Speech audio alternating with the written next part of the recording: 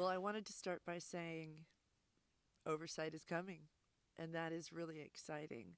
I am so grateful um, for DTSC's decision to not just roll over on the Department of Energy's efforts to get around the cleanup that they've been promising for um, almost 10 years now.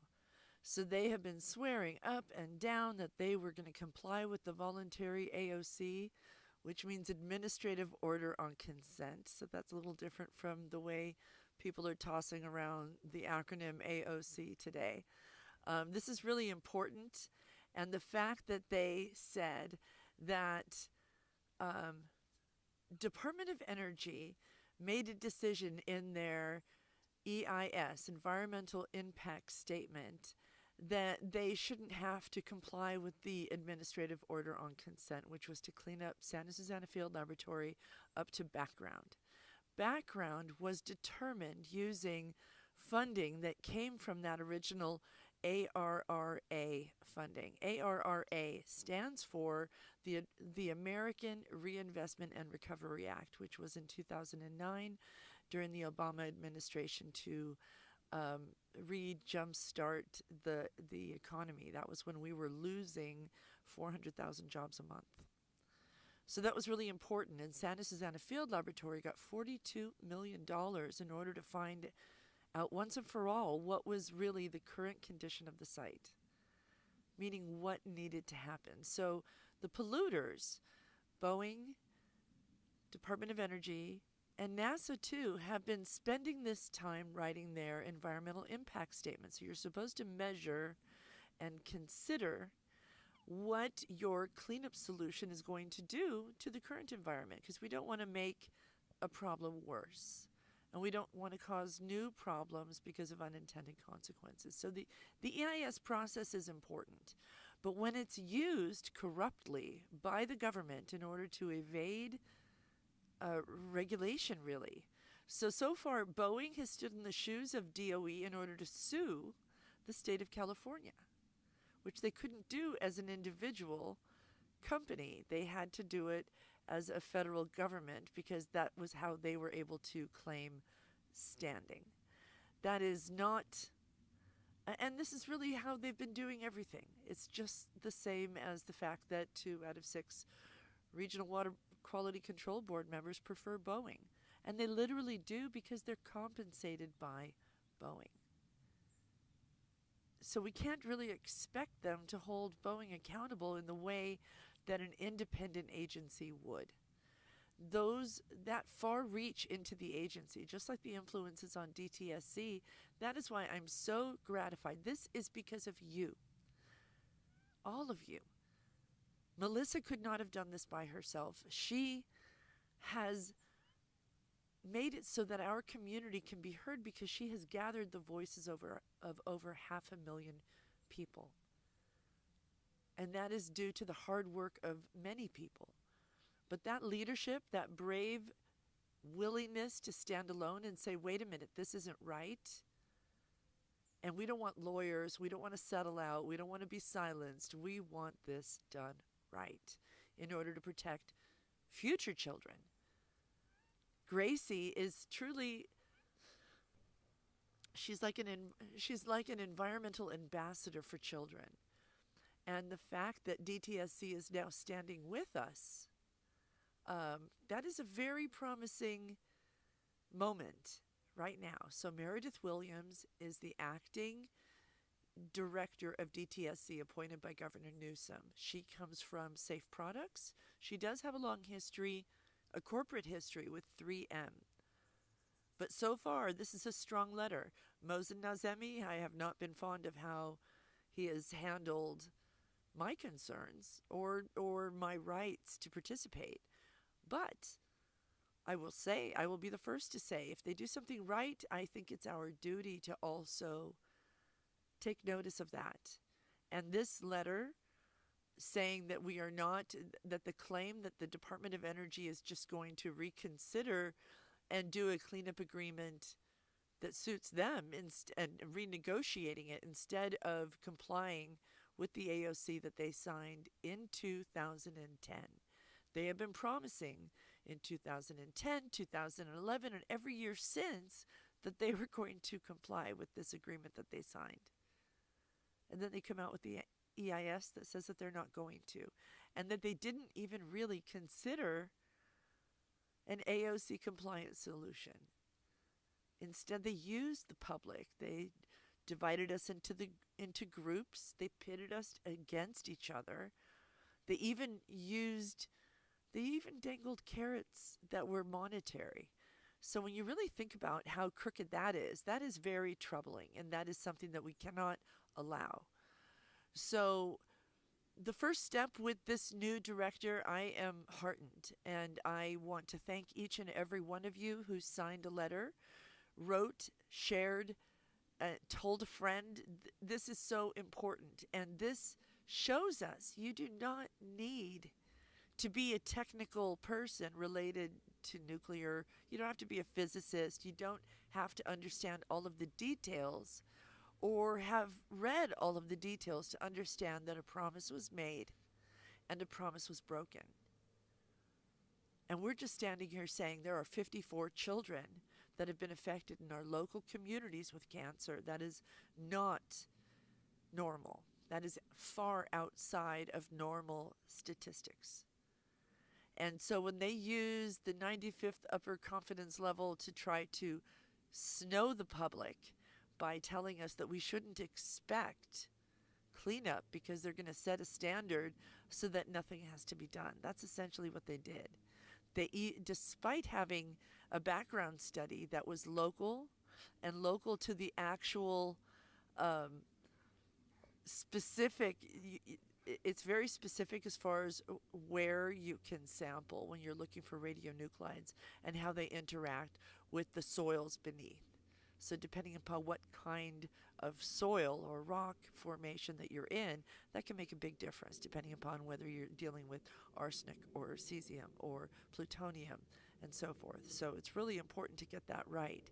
So all this time and money, millions and millions of dollars, was spent, taxpayer dollars, to determine local background that would be appropriate for Santa Susana Field Laboratory. And yet, despite having done that, despite having signed on the dotted line, the Department of Energy decided to use a different standard.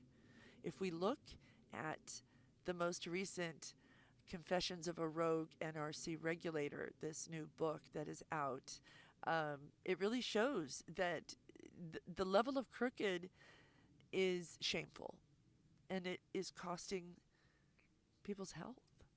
Public health is affected, and we can't allow them to misinform the public to make people think that they would rather not be safe because of false choices that are presented. Now, while I agree and appreciate Mosen Nazemi's letter, as well as Meredith Williams' letter to the Department of Energy saying that we're not just buying into this failure to comply with the AOC that they agreed to so long ago, or that we can't wait any longer because it would take too long because they said 2033. Who can wait that long? Well, the fact is they took 12 years to write a single report. For the sampling of the Woolsey Fire, they took 267 pages and a 5-agency report to write about 3 air samples. So it's clear that they're not trying to inform the public by taking these actions. This is quite the opposite, and we can see them doing it. It is in plain sight, and we cannot allow it. So while I appreciate that DTSC is standing up with this letter, this is very good. It's a very good sign as far as our new governor. So thank you, Governor Newsom, for at least standing strong at this stage. But here's the thing. We should not be in this position. They should have cleaned it up before. They shouldn't be misinforming the public. So they came out with this agreement in 2010. Now it's 2019, so 9 years ago. So for 9 years, the agency has put out very scary traffic routes, insinuating that hundreds of trucks would come down the hill and even through open spaces, through Bell Canyon, all sorts of nonsense that was not at all true. And then they left it out there, this incorrect information. They left it out in the public sphere for more than 5 years. And every time Boeing or the Department of Energy holds a special meeting presentation to put out their version, their narrative, that there's nothing to do here, DTSC has just stood silently by. When we've complained, they've said nothing. So it isn't so strange that the public believes in a very different narrative, because that's the only narrative that they have heard. If we're going to do a proper public comment process, I understand that you don't want to answer questions when people are giving public comment. But unless you frame it properly so people know what they're commenting about, what is at stake, what decisions are being made, they're not going to give you the comments that are relevant. There's a lot of stuff going on up in this tree. There's a bird war. I'm going to show you some of that later. It's really, really cool. So what does that mean? That means that when Boeing puts out a report that says nothing to see here, there's no contamination, and insinuates that there really isn't cleanup needed, when DTSC knows full well there's over 1 million data points that indicate just how contaminated the site is.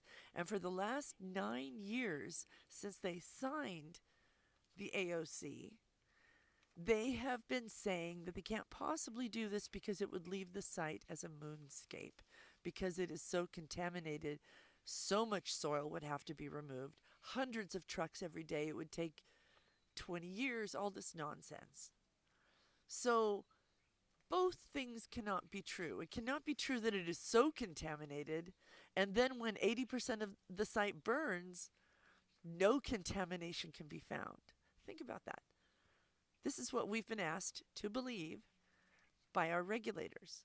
So, of course, there's going to be a group of people, especially who have been incentivized by the Boeing company and the Department of Energy, who are going to speak out to protect their perceived property values. The fact is, your property is worth more if it isn't next to a nuclear mess. So what we need to do is stop with the nuclear mess and get it fixed. This is fully doable. This is not new science. They need to dig it up and put it in a truck. Cover the truck. It's not complicated, but they've spent 12 years studying everything under the sun, including how to do a conveyor belt across private property that includes a children's camp. So that's also designed to never get this done ever. I don't want to fight forever. I never would have signed up for fighting for this if I thought I was going to be fighting the same fight for 20 years. And the only progress that I would make would be to have myself deleted by my own government. I probably wouldn't have agreed to get involved if that was what I thought was going to happen. But that's what happened. So I'm not really exactly a poster child for get involved because nobody wants that to happen to them. But the truth is, if many people stand up, just as Melissa has shown, you don't have to know everything about the site. You don't have to have ever even been up there. If you're listening to the truth, reading the reports, and talking to the people who have been fighting for cleanup, you're going to be on the right track. There are plenty of things that PSR, Denise Duffield, and I don't agree on, but that does not mean that their information is not credible. It is. The fact that we now have Fair Winds doing independent community sampling that we can trust, I've been out with them, so we can have confidence in what is being looked at and what they're looking for, because they're actually doing sampling in order to find an answer. This is what we've been asking of our regulators. They should not be cheerleaders for the polluter. They should not be defenders of the polluter. They shouldn't silence the public who speaks out about their concerns when they're the ones who are supposed to be defending us. If the regulators were doing their job, I would be able to stay involved in my butterfly um, way station that I have created here. By the way, this is a great day after this rain. You wouldn't believe how many I've seen. And that is very, very encouraging, considering that just between last year and this year, in 1 year's time, there's been as much as a 70 to 80% drop in the monarch population. So there are 19,000 people like me who have set up way stations in their homes. And it makes a difference. Planting milkweed, planting nectar flowers, and monarchs are not the only ones in danger. They're just the ones that we notice the most. So please get involved and don't let people use environmental. It's going to be beautiful this spring up there. It's going to be really green. It's going to be filled with flowers. They're going to do lots of hikes. But don't let that fool you.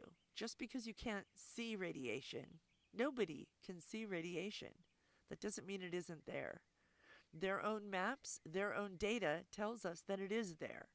So when they issue a report, a multi-agency report saying that they couldn't find anything because they looked nowhere and instead hired a former worker in Phil Rutherford to pretend or pose as a contractor to make it look independent when it isn't, to do 2 pages of sampling where only one line is actually related to the Woolsey Fire and the report is titled The Woolsey Fire Sampling, we know that we're not getting fed the truth, and we need to insist on that.